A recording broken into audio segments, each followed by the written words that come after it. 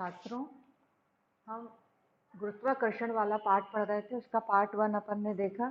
अब हम पार्ट 2 के बारे में पढ़ाएंगे, गुरुत्वाकर्षण। जैसे आपने देखा है कि दैनिक जीवन में देखते हैं आप कि यदि हम रेत पर खड़े हों तो हम ज़्यादा हमारे पैर धंसते हैं, यदि हम रेत पर लेट जाएं तो हमें शरीर धंसता नहीं है। आपने देखा कि भवनों की जो नींव है वो चौड़ी बनाई जाती है। औजार आपने देखा है कि ये कुछ नुकीले बनाए जाते हैं।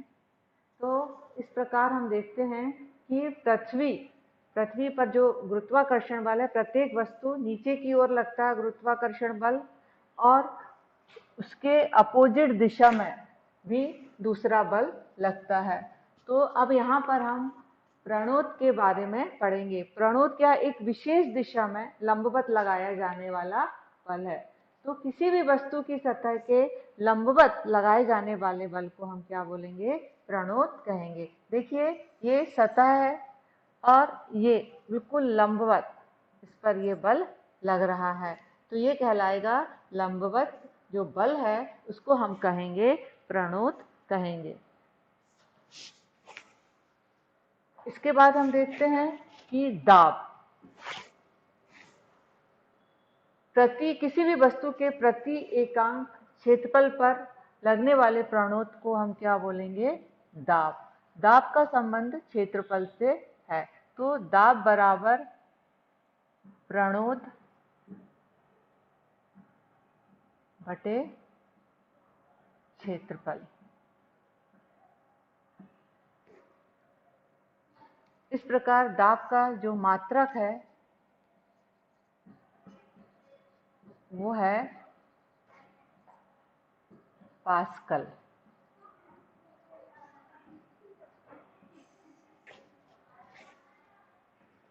आप वो रेत वाला उदाहरण देख सकते हैं कि जब हम पैर से खड़े होते हैं रेत पर तो हमारे द्वारा कम क्षेत्रफल पर अधिक दाब लगता है, और जब हम लेटते हैं तो हमारा सतह का क्षेत्रफल क्या हो जाता है, बढ़ जाता है। इस प्रकार हम देखेंगे कि क्षेत्रफल और दाब का घनिष्ठ संबंध हो गया है।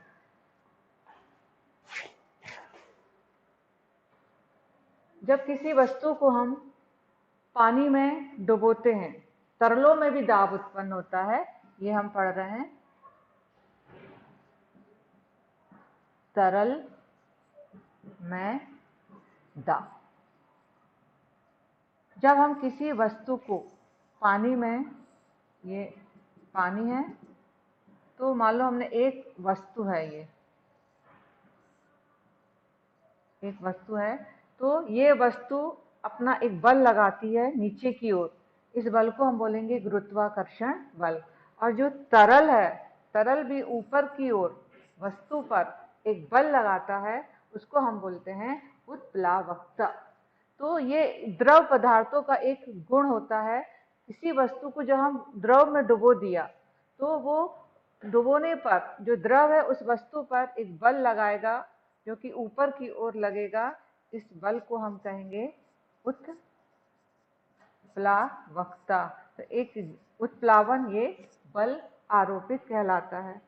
अब कोई भी वस्तु कब डूबेगी पानी में और कब वो वस्तु तैरेगी, इसके लिए हम बता सकते हैं, आर्किमिडीज का सिद्धांत है कि जैसे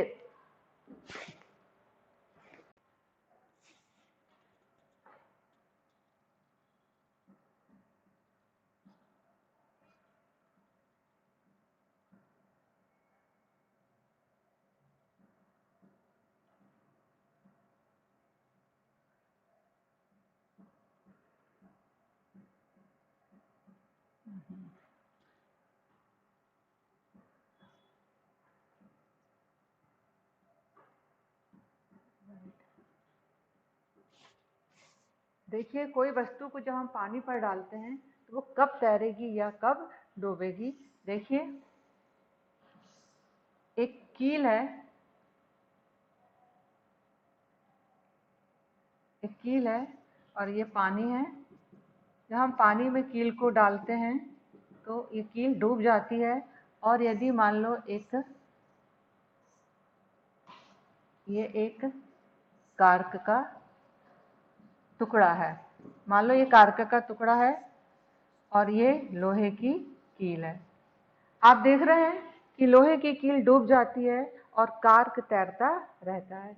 इसका कारण यह है कि जो गुरुत्वाकर्षण बल है वो नीचे की ओर लगता है, तो इसके द्वारा जो हटाया गया पानी है, इसका क्षेत्रफल कम है, कील द्वारा जो हटाया गया पानी है, तो ये पानी कम मात्रा में है और गुरुत्वाकर्षण बल अधिक है, तो हटाए गए पानी का जो भार है वो कम है और इसका गुरुत्वाकर्षण बल ज्यादा है, तो जिसके कारण ये वस्तु डूब जाएगी।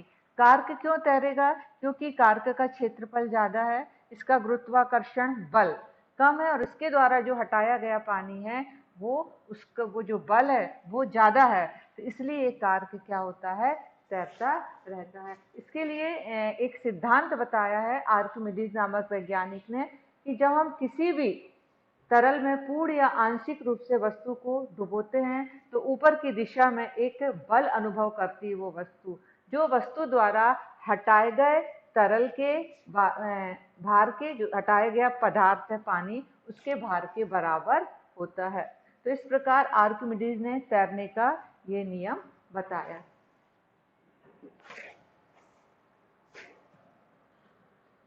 किसी का घनत्व का संबंध उसके द्रव्यमान से है।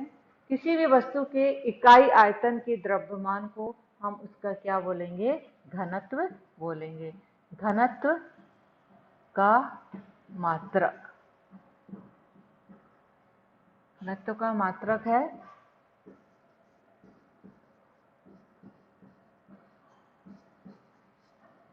किलोग्राम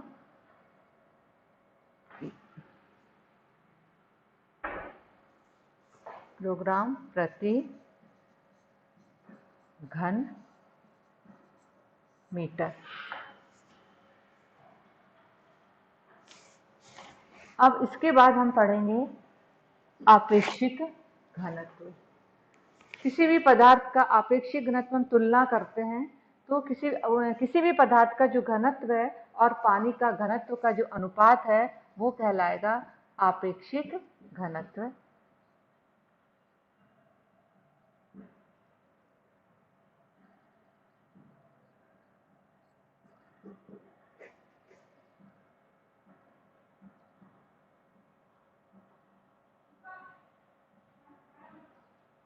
पदार्थ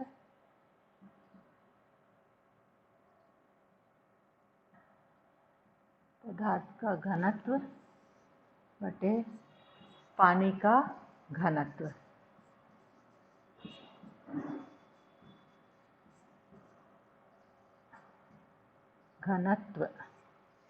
इस प्रकार हम देखते हैं कि आपेक्षिक घनत्व का कोई भी मात्रक नहीं होता। धन्यवाद।